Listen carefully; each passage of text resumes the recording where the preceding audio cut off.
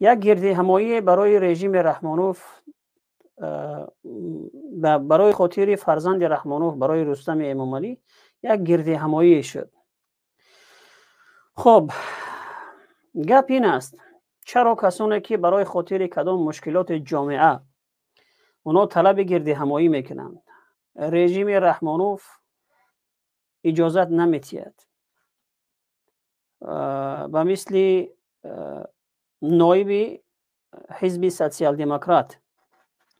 رحمت الله ظاهروف برای خاطر اجازت نامه گرفتن یک گرد همایی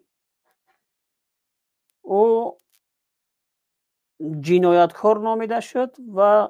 امروز پشت پنجره ششتگی است. و روزی که مرحوم عمرعلی قواتوف اعلان میتینگ سال 2014 دهم اکتبر وقت اعلان میتینگ کرد، میتینگ مردمی، میتینگ بدون یراق، میتینگی که ما طلب خب استعفای حکومت میگیم، خب طلب هر چیزی که باشه، اما نه کسی را به جنگ دعوت کردیم، نه کسی را به خونریزی دعوت کردیم، فقط یک میتینگ اعلام کرده عمرعلی قواتوف.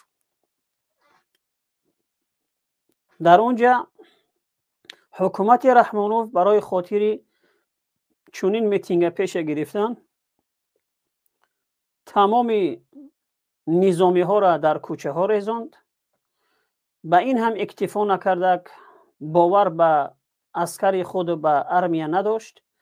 و به این فکر بود که شاید که مردم اگر قیام کند و یک گروه از همون افسران با مردم یکجا شود و حکومت ما را از بین ببرند.